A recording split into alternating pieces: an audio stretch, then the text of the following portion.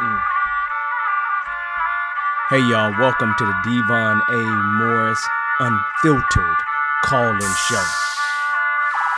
Have a seat. Let's get ready. You have any questions? Come on, call in. Come on to that Discord channel. Do me a favor, get the unfiltered crew some finger snaps. We're ready to get started here. Mondays, 8 p.m. Every single Monday, we're here. I'm excited about it. Are you? Let's get this show started, y'all. The greatest Scrum show on earth. I'll see y'all soon. Enjoy.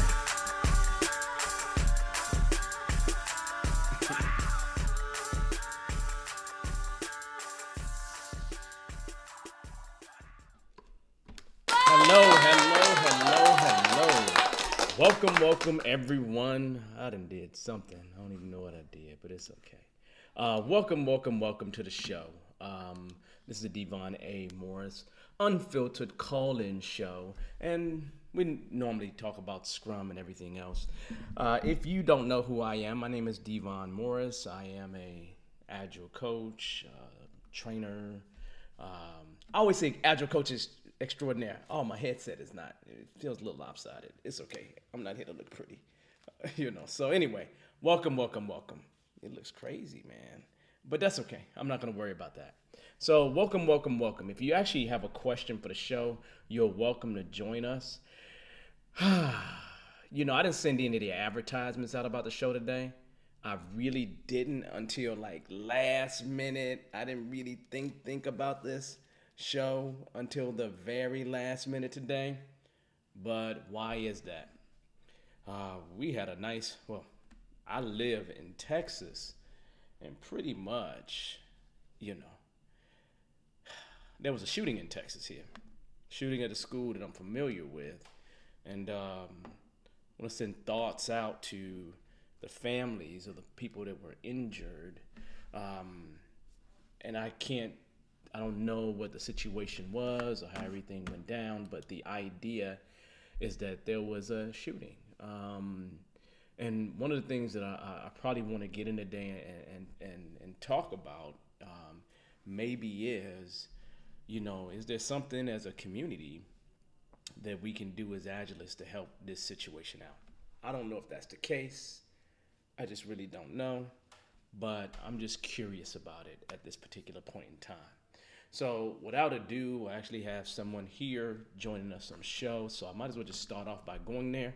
You are welcome to join us by clicking the link that's in the chat. I put it there. I'll put it there again in a few more minutes. If you have a Scrum Agile question or just a question in general. But man, is there anything that our community can do to actually help this situation?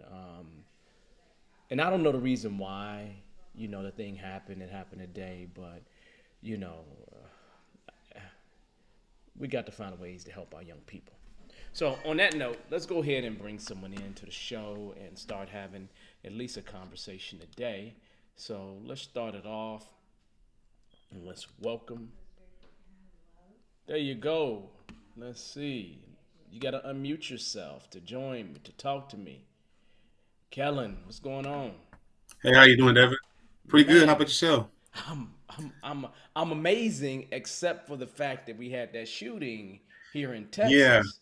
I yeah. mean, and I sat with a colleague of mine, I think on Monday, and I had been a principal a day, not at that school, but at a school in Dallas, not at, Hmm. the one that had the shooting at. But I literally, my kids grew up around the corner from there and went to the high school down the street. Oh, Literally, I wow. would ride my bike past that school all the Hmm. time. And, I have a cousin that has kids in school, not that school. They're going to a different Mansfield school. So, Hmm. this whole thing today was just like interesting. And so I'm just curious about how we can, really maybe help to solve the problem or be some inspiration. So Yeah. that's what's on my mind today. It's been on my mind Gosh, all day today. So anyway, how are you doing, man? I'm doing pretty good, and I come from an education background. So before I started doing what I'm doing now, I actually was a teacher Mm-hmm. and an administrator with Dallas Independent School District. And I worked at one of the, um, it wasn't a DAEP, but it was more of an alternative education program. Mm-hmm. And we had a lot of um, issues. We never, thank God, we never had a school shooting, but I actually was over the safety and security Mm-hmm. for the school. And I mean, as Scrum Masters and Agilists, I think a lot of it comes down to, helping the kids be able to have dialogue and Mm-hmm. facilitate and have those conversations, because I believe a lot of times um, adults as well as kids don't necessarily know how to work out their problems. And when you bring in things like social media, it kind Mm-hmm. of adds fuel to the fire. Okay. And from what I witnessed as being a teacher, a lot of the issues started via social media and then came to school versus Mm. starting at school. Okay. And a lot of times it was stuff very minute, where someone may have left a comment on Okay. someone's Facebook or Instagram Mm-hmm. page and misinterpreted, and it just kind of speedballs from there. Well, that means you were a person that was actually on the ground, Yeah, right? And definitely. so let's talk about you first, and then I'll talk about this other stuff after that. So you sent me a nice email. Yeah, Tell us your story. yeah. So I would say sometime toward the end of the summer, I Mm-hmm. enrolled in your course. A good friend of mine recommended you to me. Okay. Said I definitely need to take part in the course, and I was able to get in on the hardship program, Yeah. Yeah. and I did it, and I put in the work every night. We got on calls. I kind of worked my way through learning everything that I need to do to prepare for the role, and now I actually have a role with 7-Eleven as a Scrum Master. So now So now here's a question, right? yeah. So how long did that take? I mean, you wasn't involved in Agile at Hmm. all. And I'm not Right. saying that what you did is typical, um, but what you did isn't far from normal either. Hmm. So when you really, before you came to the class, Hmm. right? Um, did you have any exposure to Agile? Yeah, so I had some exposure Mm-hmm. through a couple of good friends of mine, and the teacher, not the teacher, the principal at my high school was actually a Scrum Master. So we were doing Scrum, but I didn't actually notice it. So Okay. again, I was an assistant principal, and every Mm-hmm. morning after we ushered the kids to school, we were actually doing a daily stand Okay. up, which I didn't actually know about until we, kind of went through the course. But Okay. after taking your class, I would say that I spent probably about 2 hours every night for Mm-hmm. about 100+ days just studying Scrum Mm. and just preparing myself for the interview and kind of selling myself on why I should get the opportunity. Now, So I now, would say, just think about what you just said, right? yeah, 2 hours a day yeah, for about 100 days. for about 100 days. That's 200 plus hours, Right, not including the 16 that you was in class. And your correct, exposure to Scrum wasn't at a job; it is friends right, that gave you an idea of what Scrum was, right? So exactly, realistically, what you're saying to me is that you were brand new to the idea of Scrum, and you correct, were really a career changer versus anything else, right? exactly, So exactly. literally, the class is just a small part Mm-hmm. of the deal, right? Uh The huh. class may give you the motivation, the Right. class may give you a spark, but the question is, you have to decide what you're going to do with that spark. And if you see what Kellen said, he said, I spent 200 hours. 200 hours.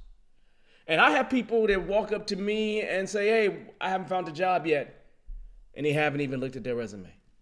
Right. So when you say you prepared yourself, Mm-hmm. tell me some of the things that you did to let everybody else know. Because what happens with these videos, Kellen, is Mm-hmm. that we have a lot of people that look at the videos later.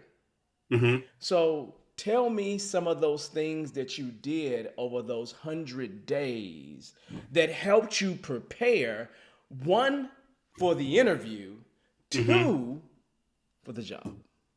Yeah, so I'd say first and foremost, just reading the Scrum Guide. I probably read it probably 20 times, and I listened to it probably 4 or 5 times, the audio version, which is available on YouTube. Now the audio Uh, version sounds like a British guy, doesn't it? yeah, Yeah, that's yeah, my that's another CST. His name is Stewart, right?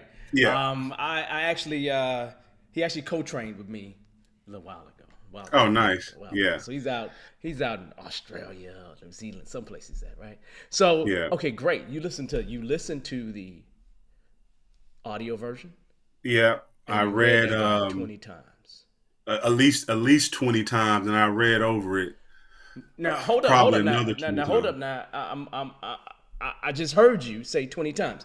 Did you read it 20 times to take the test? No, No. after the Okay. test. After the test. So Yeah, this is yeah. additional Most of work. the work happened after the test. So yeah, most of the work happened.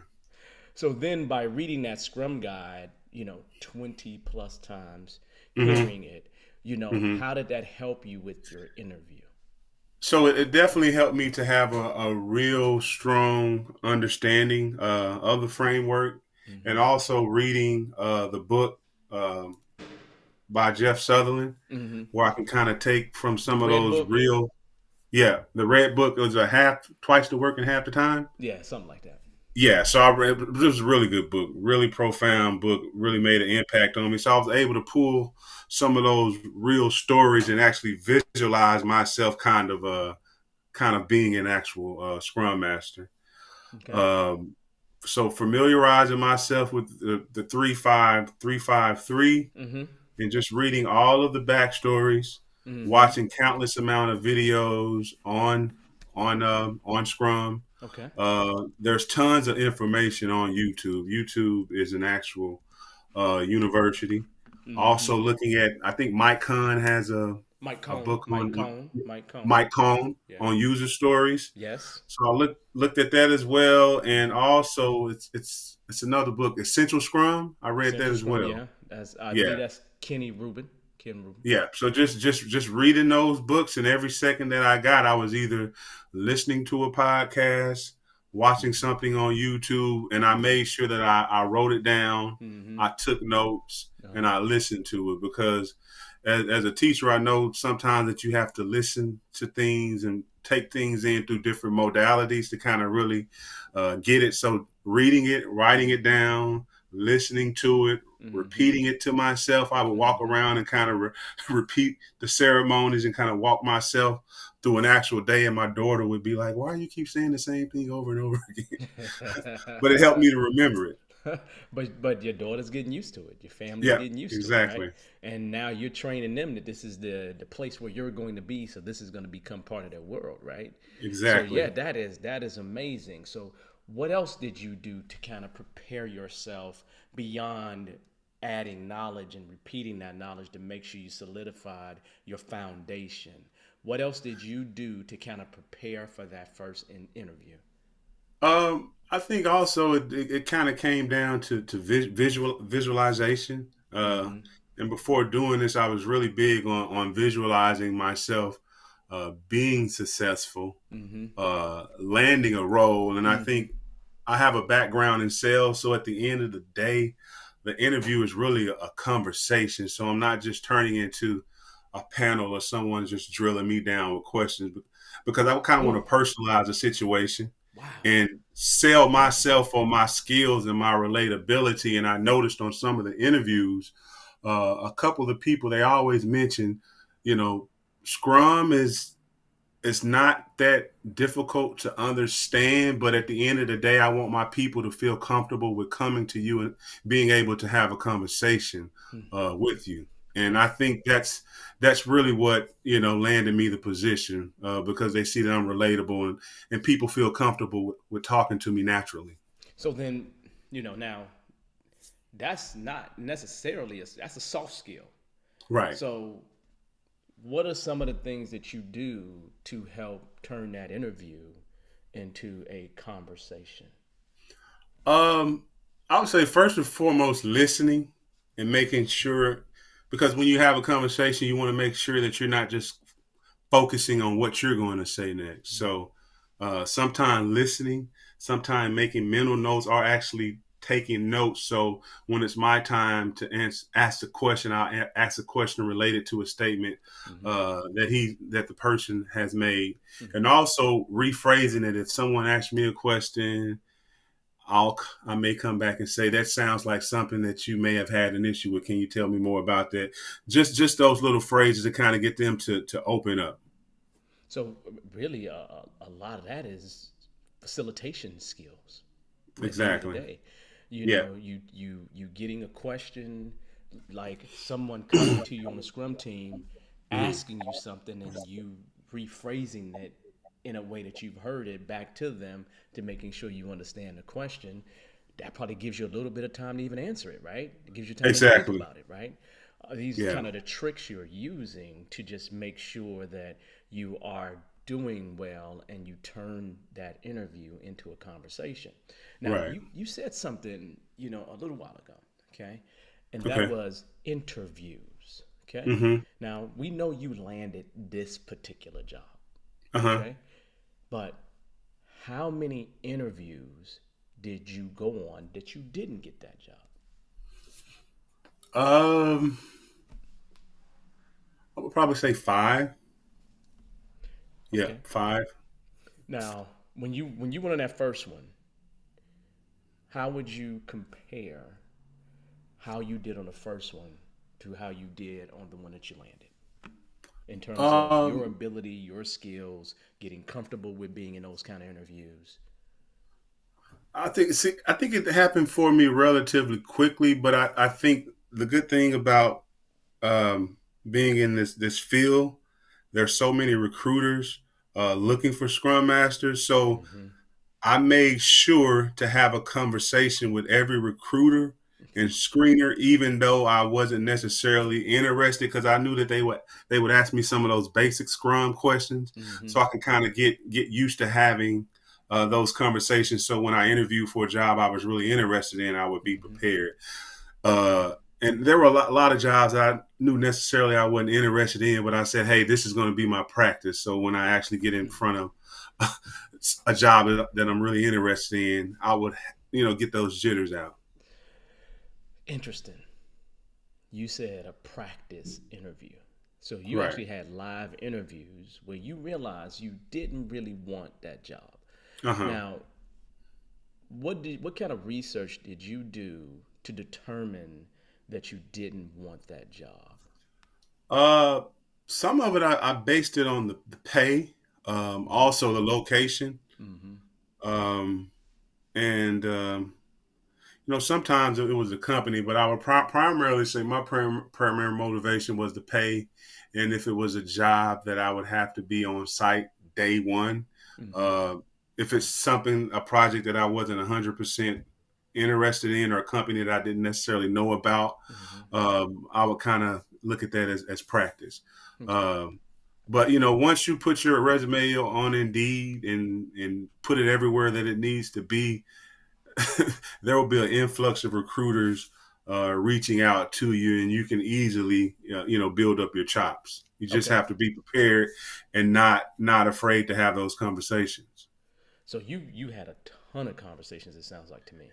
Yeah, a lot of conversations. Okay. And in those conversations, you was able to narrow down and get to opportunities that you truly wanted.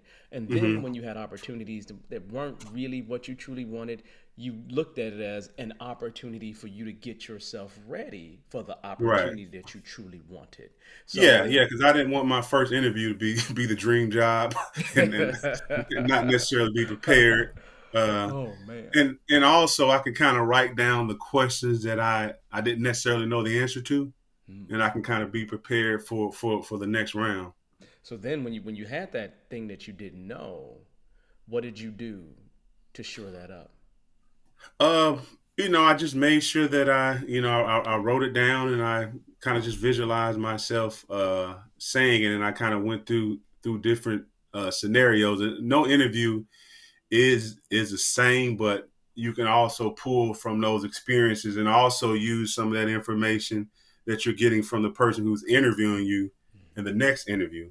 And Mm-hmm. another question I would always ask at the end of the interview, and I got this from one of my mentors, Victor. Mm-hmm. I would always ask, "Is it anything that you think that I could have did better?" Mm-hmm. That gives me the opportunity to kind of address what I may have missed out on, and also use that ammunition for the next interview.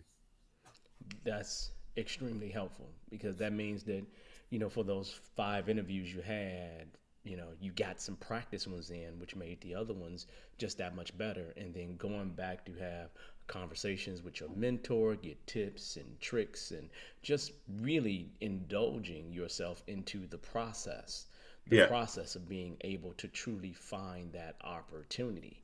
So now I'll ask you a slightly different question. Why forget about the dream job for a second that you got.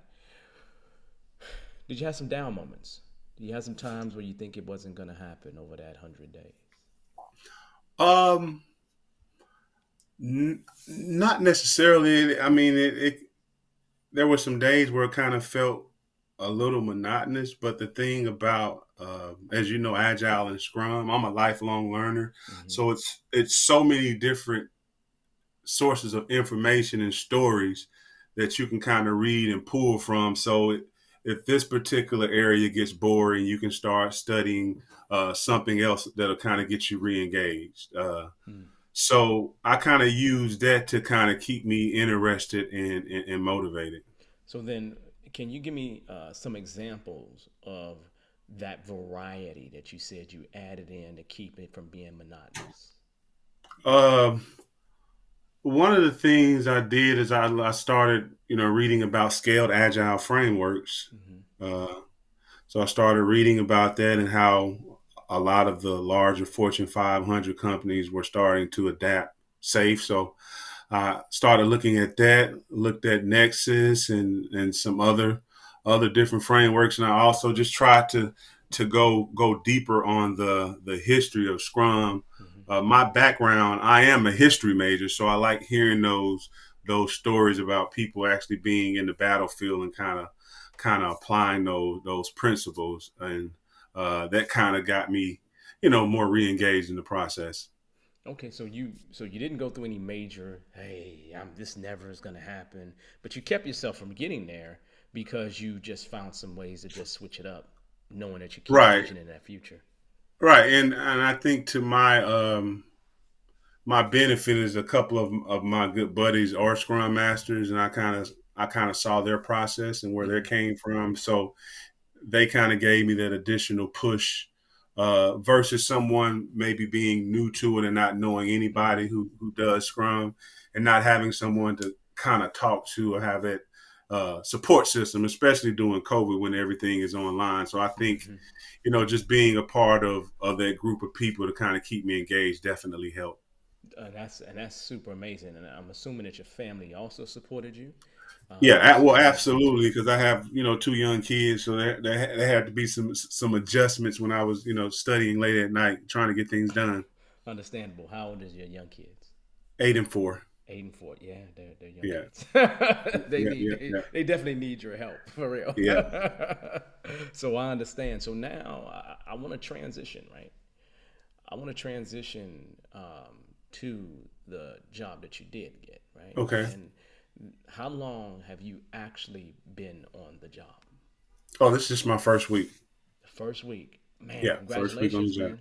Thank you. That means your first day was Monday, man. Exactly. How was it on Monday? It was pretty cool, for the most part, just getting my badge and my laptop, and I started sitting in on my first ceremonies yesterday, and Tell me what ceremony you sat in on. the daily stand up Hmm. and the scrum of scrums. I think tomorrow we're going to have the sprint planning session tomorrow, Now, with and the sprint planning session, are you leading that, or is there no, another not Scrum no. Master there? Yes. So I'm just a fly on the wall right now, just kind of learning and trying to see where I can add value at right now. This is amazing because what you're saying is you went to a bigger company that already has Scrum Masters, and Hmm. they're giving you an opportunity to learn as a new Scrum Master. Right. They know because you didn't tell them a story, you didn't lie to them. You let them know that hey, I'm new to this, right? And so Right. they're actually bringing you along by allowing you to observe. Right. So how was that first daily scrum? How did it feel? I mean, it felt, it felt exactly like I thought it would feel. 15-minute time box. Hmm. Uh, Essentially talking about the things that they did the day before, what they're going to do today, and any blockers or impediments. So it was no different from what the book says. Yeah, really, right? Now Yeah. here's a question: did they have any real impediments? No, not. I mean, not from the conversation. There were no real impediments. And many a times they probably won't. Yeah. You know, daily scrums aren't full of, hey, we got crazy impediments happening everywhere. They're actually fairly normal, and a lot of times there's not a lot of, hey, I got this big old problem. Because if somebody Right. really has a problem, they don't wait till the daily scrum to deal with it. Exactly. They kind Exactly. of say, okay, this didn't stop me. Let's go deal with this right now. So, if you got your team and they've been trained well enough, you're not dealing with many of these issues in a daily scrum. You're finding you're dealing with these things, especially showstoppers, right? Things that Right. really stop you from moving forward. You actually start dealing with those things immediately. So it's kind of like when you was in there, it was just like, this is normal. Yeah. Exactly. And over those 100 days, you ran it through your brain so much that it was just like, Hmm. probably like, I feel like I've been here before. Yeah. Exactly. But you put that work in. You have to put in the work, You and a put lot that of work it is just having that attitude, that can do attitude, and because the jobs are there. in. Hmm. There are plenty of the jobs are there, and I've worked quite a few jobs, but I've never worked a job outside of being an educator Hmm. where there was such a high demand and opportunity. So, Wow, wow, wow. So then let me ask you a question. Now, you said you went to the Daily Scrum, and what uh-huh. else did you get the opportunity to experience? Scrum of scrums. Scrum and Scrums. How do Uh-huh. they perform their Scrum and Scrums? Because they could perform it different than other organizations. Hmm. So how did they perform that scrum of scrum? Kind of what kind of roles was in the room and what did they kind of cover? Not the specifics of the company stuff, but an idea roughly. Yeah, so there was two product owners, Mm-hmm. a scrum master, Mm-hmm.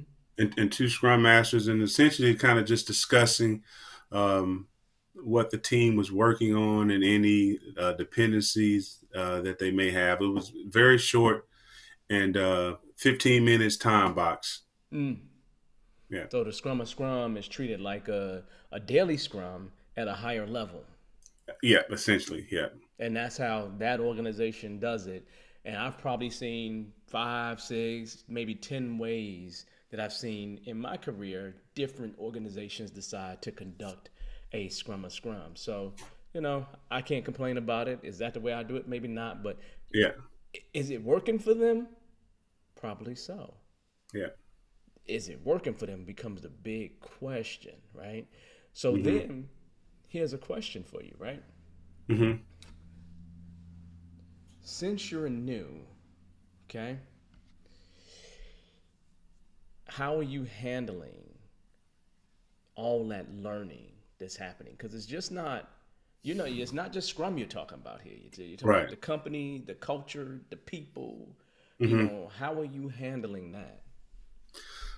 I think for the most part, I'm just just making notes, Mm-hmm. carrying around my notebook, making notes, and just absorbing it. I'm so new in the process that it's hard for me to kind of put it all together. Hopefully, I'll have a more clear idea over the next few weeks. But as of now, I'm just taking notes and evaluating. Okay. Now, I remember, and I've mentioned this probably in this world. I mention this sometimes in class and when it comes up. I remember when I was 2 years in a Scrum, right, and I decided to do Scrum on me, Hmm. where every day I would have a 1 day sprint. In the morning, sprint planning. Around lunch, that'd be my evaluation, kind of Yeah. daily Scrum kind of deal, right?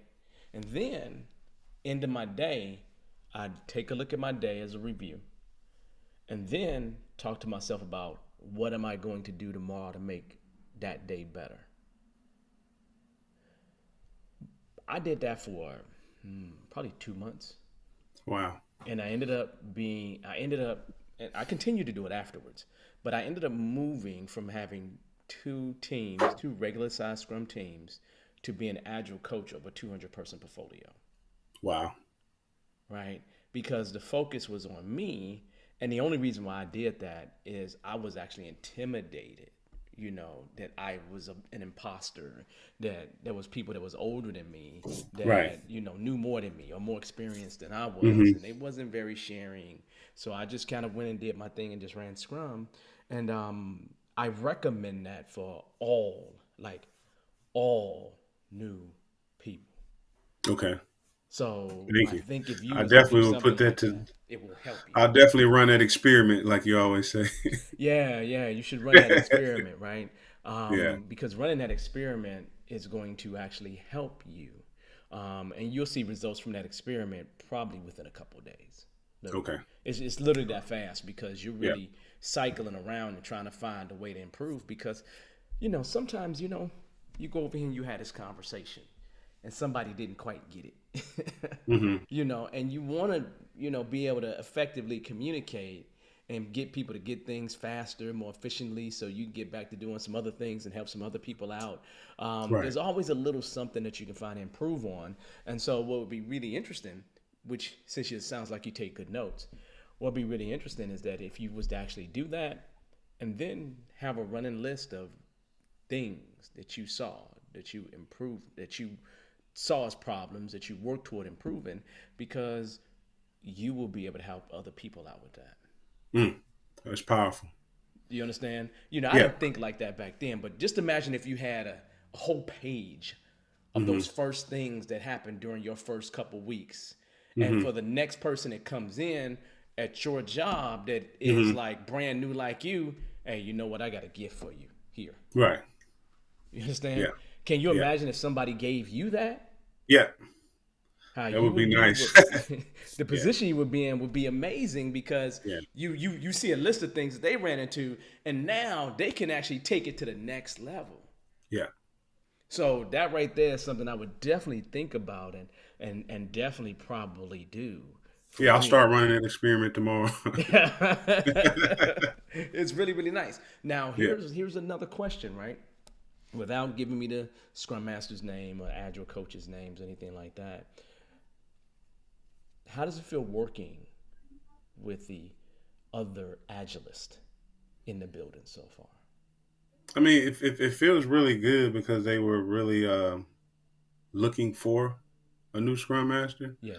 And I feel like they definitely have embraced me so far. Mm-hmm. I've scheduled quite a bit of one-on-ones. Mm-hmm. I've met with probably at least 7 people one-on-one so far over the past couple of days, and Mm-hmm. all of the conversations have been really good, and they all tell me that they're happy that I'm on the team. then that's amazing. And when they're happy you're on a team, and you're new and don't know a whole lot of things. Right. Like they're happy for you to be there, but it's one of those things in this community where it's like, isn't it amazing to have people that are willing to openly share with you? It definitely is. Yeah. Like they go try something and then they're willing to just give that to you for you to try. Yeah. That's support beyond belief. And I guarantee you, almost every one of them at the end of your conversation said to you, if you need anything, let me know. Yeah. That's a good place to be, right? Yeah. Exactly.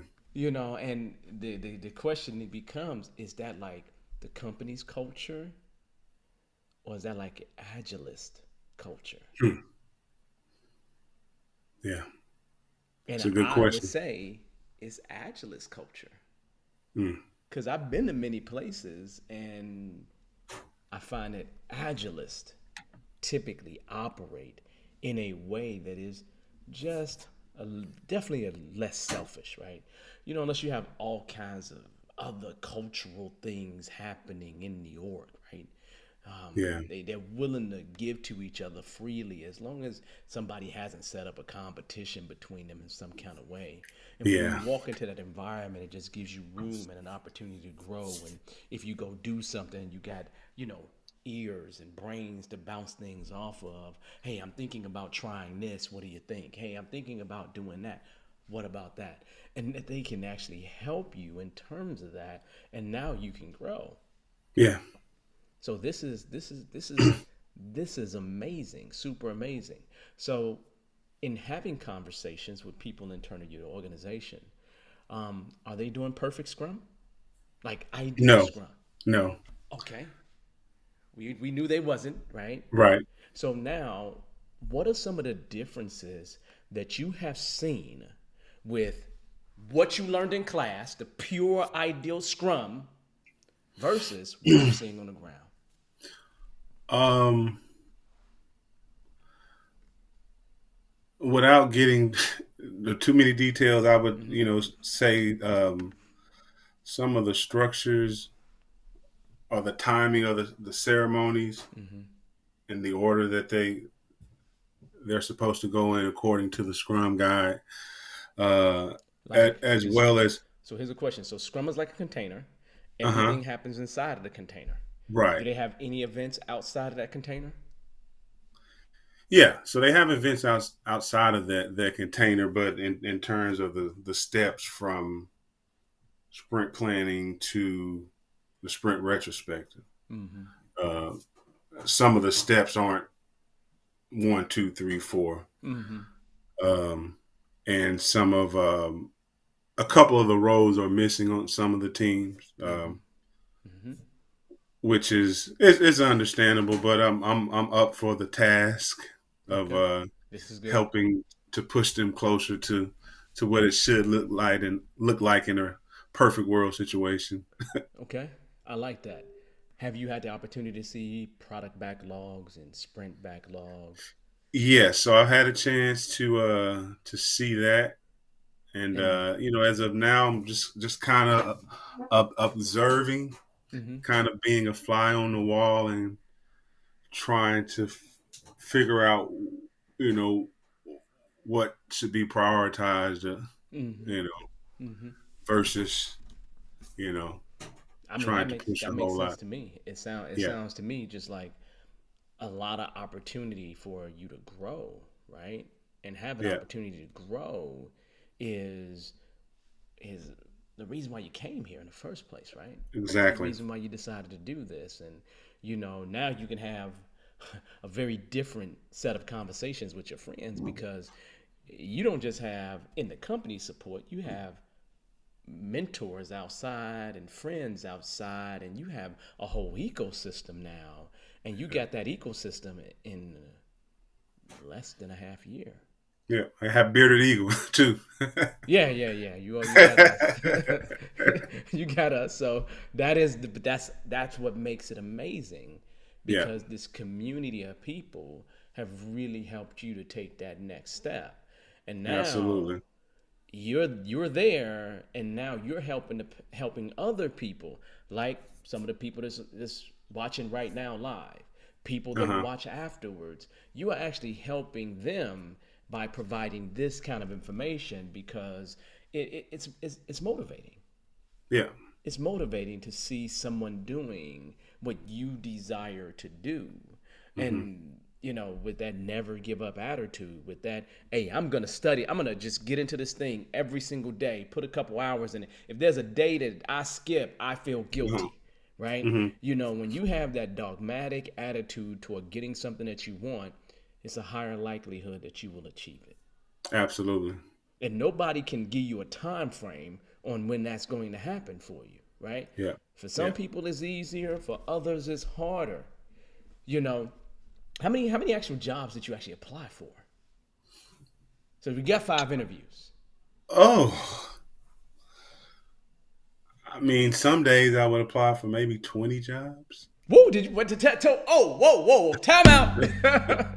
You said some days you apply for I 20. mean, I think that's the beauty about the internet. Oh, it's amazing. Back in the days, when you have to add every position, Mm-hmm. every university that you went to. Mm-hmm. Now, once you have your resume, a lot of times it's one click.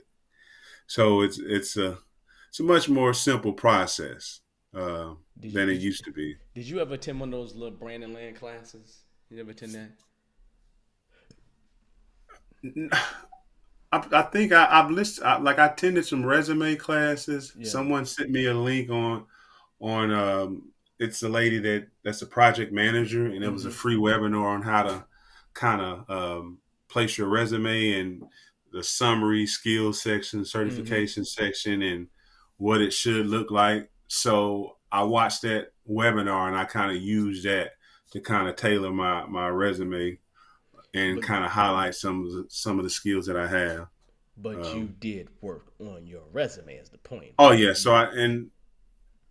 I used to be a career service advisor and Mm-hmm. before I was a teacher. So I've actually helped people get jobs and prepared people for interviews. So they kind of gave me, uh, you know, An the advantage. heads up. Yeah. Now, did you when you looked at your resume, did you also try to point out things that you did in the past that would be helpful for you in terms of being a Scrum Master? Yeah. So definitely like, when I was a teacher, I also onboarded and trained new teachers Okay.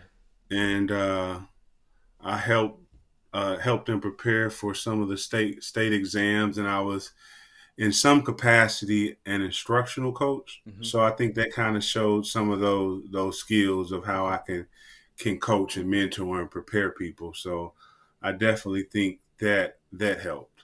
Okay.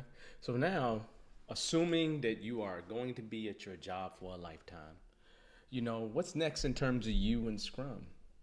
What's next? Um, I think at this point, just I want to be great at the basics, and Okay. then scale up from there. And eventually, I would uh, like to move into more of a coach role, Okay. and perhaps one day I'll be sitting where you're sitting if I put Come in the on, work. join the party, man. Join the party. Yeah. Everybody can come join the party. I'm not selfish about it at all. Please do. Yeah. So that's definitely a plus. So I'm gonna tell you something, man, and you help me with this, right? You know, I had these hardship classes, and I haven't had one this quarter, and the reason why I Uh-huh. haven't had one is because people are cheating the system, right? Yeah. And so you have motivated me to get back to having another hardship class. So I'm probably going to do another hardship class this year.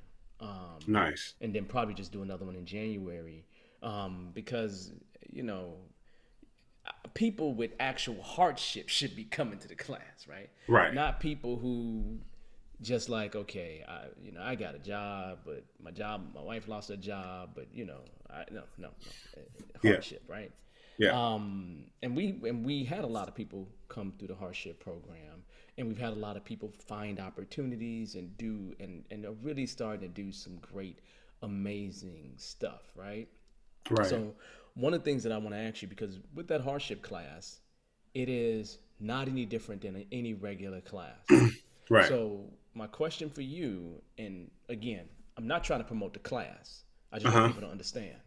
Okay. You took a 2 day class. Correct. How different is what you learned in that class versus what you're seeing so far on the ground? I mean, it's pretty much the same thing because the way you have the class set up, it's a sprint, right? So day one is a sprint, Mm-hmm. day two is a sprint. We learn about cycle time, velocity, and you also give individuals a chance. If I can remember, we actually had a chance to create a burn up and a burn down chart. Mm-hmm. Uh, so it's in itself, it kind of gives you a real life experience and a real view of what it's like to actually be in a sprint, but just in a faster cycle. Uh, Mm-hmm. the class was very good, very high energy for Saturday. Uh, yeah, What? Hey, what else it, am I supposed to do, man? I was yeah, like, I'm a high energy guy, right? yeah, high energy, and it's very engaging because as a teacher, as a former teacher teaching high school students, you Mm-hmm. have to be able to engage people Mm-hmm. and meet them where they're at, and Mm-hmm. still be relevant to the content that you're trying to get them to accept. Good. So then, what we did in class in terms of running 4 hour sprints, 2 per day, just modeling Scrum, but in a learning environment, has replicated or it has shown you what is actually happening in the real world setting. It may not be Exactly, that they're doing it perfect or they're doing it in an ideal way, but just modeling that pretty much 4 times in the class has really helped you be more prepared exactly, for actually doing it. And you paired that up by taking your knowledge even deeper in the hmm things that you're doing every single day. exactly. I love it. I absolutely love it because that just says to me, I don't need to change the format of the class, right? I need to No, just you're doing great.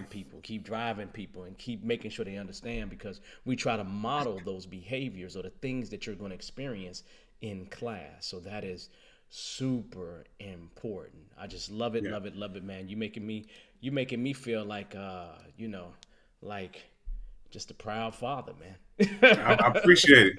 Our big brother. I'm not that's that that's young, so I said big brother. that's okay. One of my little brothers, right, bringing you through the whole thing with Yeah, Victor, and I love Victor, right? yeah, So yeah, Victor's my dude. He's my guy. So and yeah, Victor, yeah, Victor comes to me when he needs something, yeah, but Victor's solid. Just took off, right? yeah, No, and he didn't just take off. He stalled. Then he took off. yeah. So and stalled for a period of time. Then he Right. took off. So even if Yeah. you came through the class and you always welcome to I always tell people I have people have come back to the class from 2013. Like I hmm started training in 2013. They hmm came back to get a refresher in 2020. Yeah. And we don't charge them for anything like that. hmm Just come through, learn, and get back out there and do what you're supposed to do. So if you are in a rut, just come back to us and just retake the class with us. I don't really charge for that if you've been through it because you're part of the Bearded Eagle I, family. So we don't even worry about that. I So definitely will. realistically, it's just one of those things where we just giving back, and most of the time, people just need to get back to the basics. So that's Yeah. what a lot of people come back to. I want to get back to the basics, right? Yeah. Yeah. Well, I'm super proud of you. Definitely super proud of you. But what I would like to do is just bring a little bit of where we started at with this conversation here. Um, we had an unfortunate incident happen here in Texas. Yeah. You and I live in DFW, Yeah. so it hits home a little bit more, hmm right? Yeah. Here's my question for you. As Agilists, hmm people in the Scrum world, okay, hmm um, what do you think we could do to help with that situation? Um, I heard you say earlier about you were the teacher, not the teacher, principal for a day. Principal of a day at one of the high schools in Dallas. Yeah. Yeah, so I think if there's any opportunity to go to a school and work, and whether you're working directly with the students or Mm-hmm. working with the staff, Mm-hmm. doing a professional development to help to to teach them some of those facilitation techniques Mm-hmm. that you have as a Scrum Master. I Mm-hmm. definitely think that would help. And also, I mean, just volunteering and just pouring into to the kids as much as possible. There are plenty opportunities to do it in your local community, whether you're doing it through a church or through a organization like Big Brothers or Big Sisters. Mm-hmm. Little was it Big Brothers and Big Sisters, and just adopting a child and just pouring to another child outside of your immediate family Yeah. or your cousins. Uh, because I grew up without my father, but I played Yeah. sports, so I always had some sort of a male role model, Mm-hmm. and to kind of pour into me and kind of uh, lead me when I was kind of going off and going astray. But I think now people are so busy and caught up in their pursuit that they forget about, just having those conversations and pouring into other people. Okay. I love it. Love it. So being present, definitely. So now when I create some program and start calling on y'all Bearded Eagle alumni to come help me in the school, you gonna be right there, right? Yeah, I'm with it. I'm with it. I'm with it. I love it. I love it. So now you got to give me. We got a few more minutes here. I'm Okay. gonna I'm gonna get you to help me answer some questions, okay? Okay. Because we have some questions that have come from various places, right? And I'm gonna Okay. start off with probably let's see, let's go with this one from Jackie. I put it on your face. I'm gonna kind of put it in the middle here. Um, Jackie says she joined tonight. She's new as well and was stuck with figuring out what the next step should be. She's ordered the books and just needs to be patient. And with you saying, do Scrum for about, not do Scrum, do something to kind of grow every, a couple hours every day. Mm-hmm. You know, you also mentioned you apply for 20 jobs in one day. Man, Right. okay. Now, I'm assuming that you didn't average that every day. But if you Not did, not every day. It's much easier to do something like that on a Saturday morning yeah. So if when you you think have. about it, over a month time, you probably applied for, let's just say, 50 jobs a month. Okay. That's a fair number.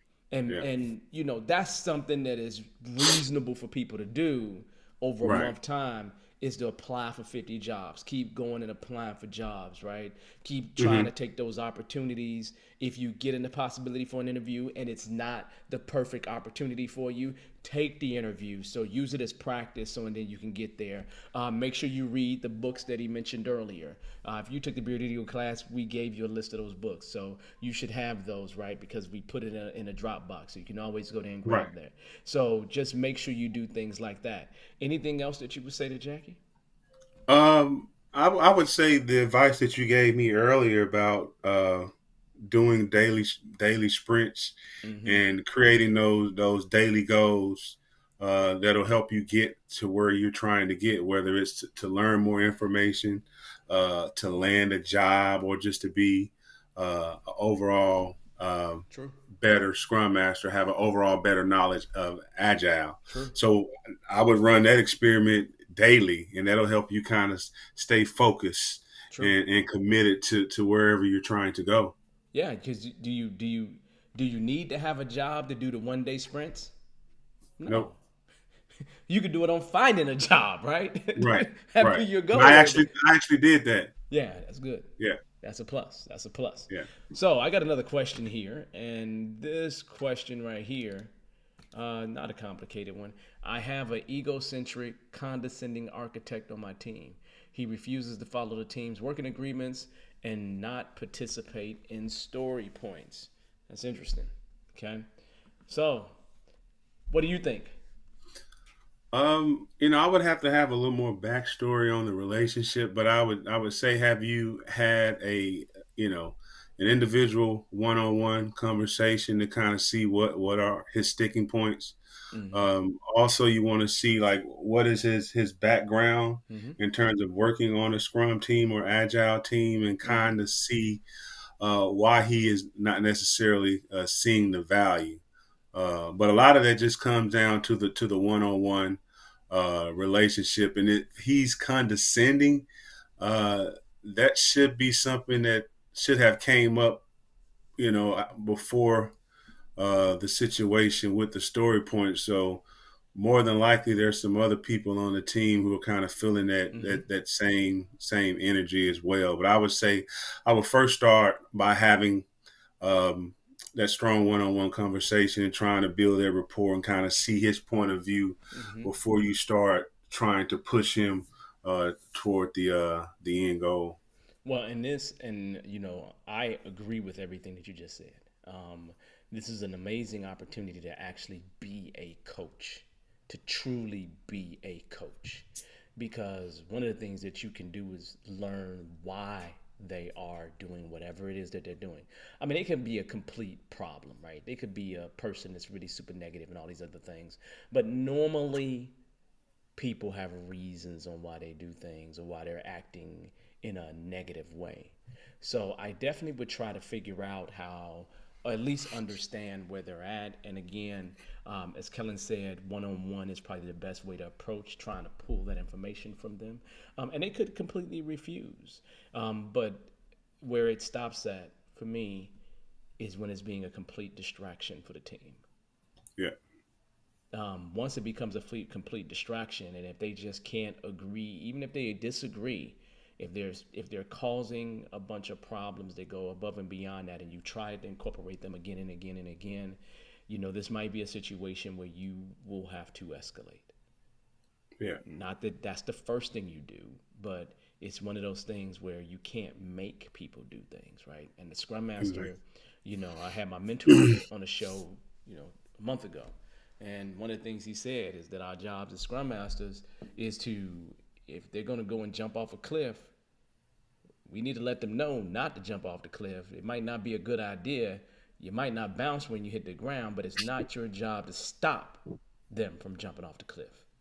Yeah, And there's a difference there. And that's where you need to make sure you have an understanding, have a conversation. But don't be afraid to take it further if you need to take it further, especially if it's having a super negative impact on the team. Okay, so that's how yeah. I would think about it, right? Um, whoa, let's go with the next one. CJ again. What do you recommend or suggest how I get this person to comply? Again, just as we said, um, just talk to them. Try to figure things out. Is the best way to deal with it. And here's another thing, because I just seen your last of your question, right? You've escalated to management, and they say you're rigid. They say that it's a problem. Let me just go a different place. Are they gonna pay you more money by getting you to change this person? Do they really want this person to change? Sometimes you're just going to have to say to yourself, it is what it is, and move on. If you've escalated to management, and then if you try to do a situation where you go beyond your manager or those managers to other managers, you could actually stunt your career, right? If you like that place, if you don't like the place, go talk to everybody, right? The president of the company, right? Get yourself completely fired. But if you don't want to do that, sometimes when you go and bring things to management and they really say it's not going to change, you just need to believe them. Yeah. You just need to believe them and let everybody know this ain't going to change, and then we just have to find a way to work around it. And many of those things we do, right? There's some companies that will never let people, the development team, work on production databases. Okay? I get it. That means if something got to go to production, you always got to go to that team. So you're never going to have a scrum team that has all the skills that you need to get something to prod. And that's understandable. Okay? Mhm. And that last question that you asked, C. Jack, is Is there an exam required for the Advanced Certified Scrum Master? The answer is no. There's no. The only Scrum Alliance class that has a test is the CSM, the Certified Scrum Master. The other ones actually do not. At this point in time, again, at this point in time. Okay? So, on that note, I think we spent an hour. You done talked to me for a whole hour, man. Did it feel like an hour? I appreciate it. I feel like a Scrum celebrity. No, you're gonna actually help out a ton of people because Thank you. The one problem I have, Kellen, is I'm not out there in the job market. I looked for one job one time this past month, Yeah. right? Just so I can have the experience of updating my resume, right? Right. And I told myself I'm going to go attempt to find a job at some point, right? But the idea, though, is that you give them that information because you're fresh right there with it. And so that's what I can't give them. So realistically, I appreciate you. Thank you. So on that note, thank you. Thank you for coming on, Kellen. Continue to join me. Continue to let me know how it's going, man. I like to hear about this stuff. And I appreciate you coming on. And next time you see Victor, tell him he owe me lunch or something. I will. Yeah. You have a good one, brother. All right, Kellen. I appreciate it. All right, Thank you. bye.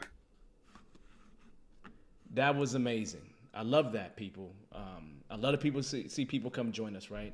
And CJ, your questions that you ask, come on the show and ask them. Because it's much easier for me to answer those questions live. Why? Because I get to ask you a question back and you get to respond, okay? So I'm going to say thank you to everyone. This was a wonderful and great show. Look, we're going to do this in a couple weeks again.